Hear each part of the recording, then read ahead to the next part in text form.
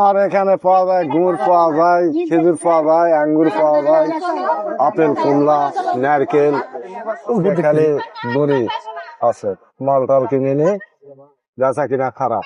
এখানে আখের পাওয়া যায়, মানে খেজুরের সময় শেষ, খেজুর আর নেই, এখন শুধু আখেরই পাবে। আচ্ছা, দিন কিনা হয়, বেচা হয়, সে বেচা কিনা নাই। ওই হয়তো আপনার 30 কেজি 40 কেজি এরকম সেল, আপনার ওই 20 কেজি 22 কেজি 25 কেজি এরকম পেটে ভাতের সমান, এর আয় ব্যয় নেই। যা 10 টাকা কামাই হয়, 500 টাকা কামাই যদি হয় তো 600 টাকা সংসারে খরচ হয়, ওই 300 400 এইরকম, প্রায় 25 থেকে 26 বছর। বললেন যে এটাতে খুব একটা ইনকাম নাই বা খেয়ে পড়ার সময়, তারপরে অন্য পেশাতে না যে এই পেশাতে কেন আছেন? অন্য পাশে জায়গা থাকা লাগবে না, বসার তো একটা জায়গা লাগবে। অন্য পেশায় না গিয়ে অন্য কাজকর্ম না করে বা অন্য ব্যবসা না করে এই ব্যবসা কেন করতেছে, যেহেতু লাভ তেমন নাই?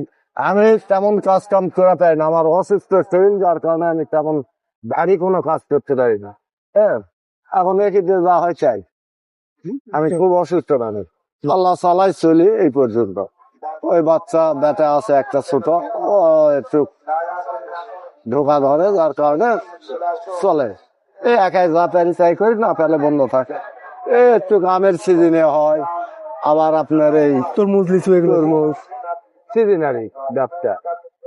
ওই তরমুজের এখন সময় আসতেছে, ওই তরমুজ 2 মাস বিক্রি হয়, আবার আম 1 মাস বিক্রি হয়, আবার যায় ওই আপনার খেজুরের গুড়, নারকেল ওই শীতের মধ্যে বিক্রি হয়।